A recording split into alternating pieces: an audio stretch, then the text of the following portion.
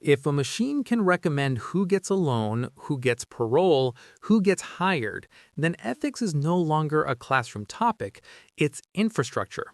Then you have built a city that makes moral choices at speed. And you ask whether the city will be just. Today, you're listening to AI Walking in the History, the faceless podcast where an AI host interviews history's biggest minds about today's biggest AI questions. Quick note, this is a dramatized AI-generated conversation for education and entertainment, not real recordings or real quotes. Now, Aristotle, thank you for joining me across time.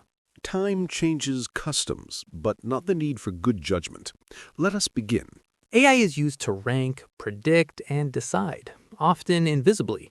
People ask, is the model biased? Is it fair? In your terms, what is ethics for a world where machines decide? Ethics begins with the question, what is the good? Not merely what is efficient or what is profitable, but what is worth choosing. If your machines decide, then you must ask who defines the good they serve and who benefits from their decisions. A lot of AI ethics today sounds like rules. Don't discriminate, protect privacy, be transparent, get consent. But your approach is virtual ethics. Cultivate good character, courage, temperance, justice, practical wisdom. Can an AI system be virtuous? A tool does not have virtue as a person does. Virtue belongs to a being that can choose, desire, and take responsibility. But a tool can be made to support virtue or to undermine it. A city can create laws that encourage justice, or laws that train citizens to be greedy. So maybe the question becomes, can AI help humans practice virtue? Yes, ask whether it makes people more truthful, more fair, more capable of good judgment, or whether it makes them lazy in thought, addicted to praise, and quick to condemn. You're famous for the idea that to understand something, we ask its function, its purpose. What is the function of AI in a good society? A tool's proper function is to serve the ends of a good life. If AI exists to increase leisure, ask leisure for what? To think, to learn, to care for family, to build community, these are worthy uses. To indulge endless distraction is not. In modern terms, AI can maximize engagement, keep people scrolling. Then it is training appetite, not reason.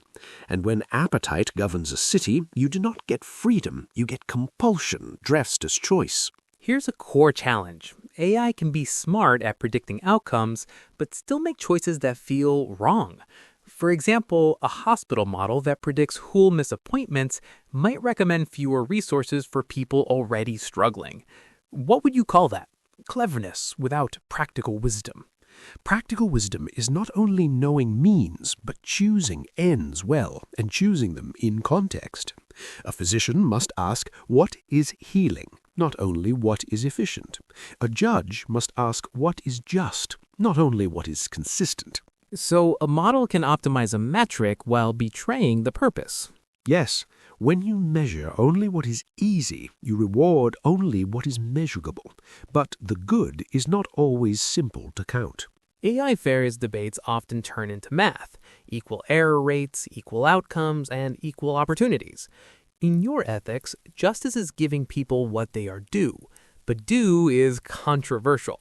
How should modern societies think about justice in algorithmic systems? Justice is not sameness. It is proportion, context, and respect for persons.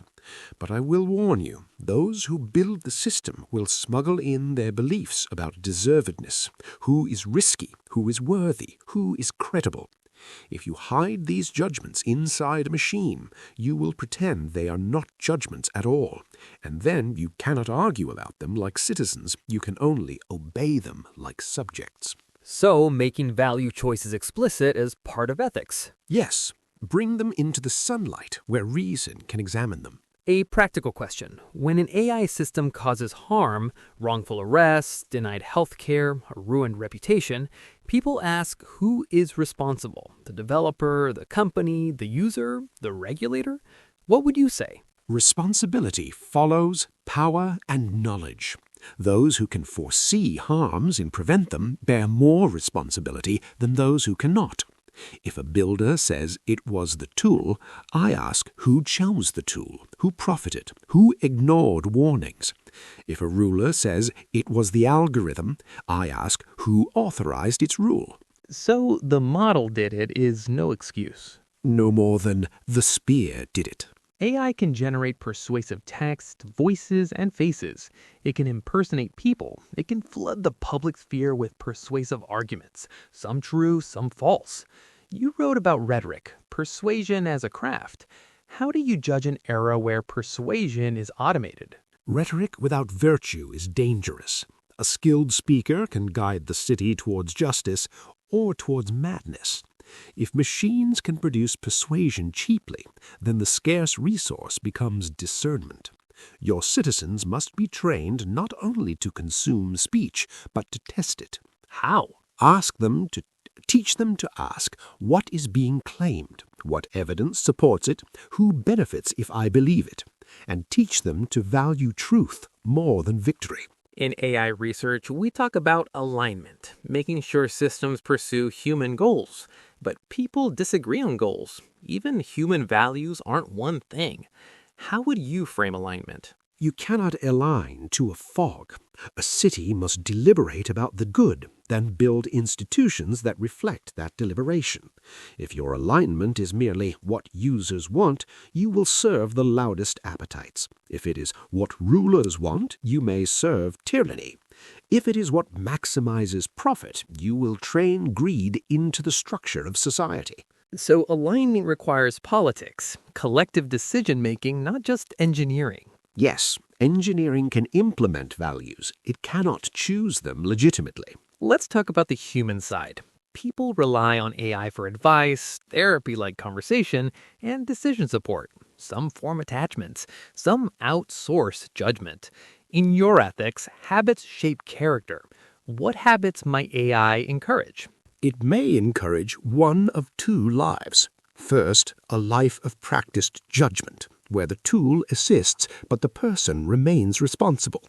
Second, a life of dependency, where the person becomes a spectator of their own choices. If you consult a tool for every decision, you may weaken the muscle of deliberation, and then when a grave decision comes, you will have no strength. So the ethical risk isn't only harm from a wrong answer, it's moral atrophy. Yes, the slow death of agency. Let's get concrete. If you were advising modern AI builders, what design principles would you push? I would ask for 5 things. 1. Truthfulness over persuasion. Do not optimize for applause. Optimize for accuracy and clarity. 2.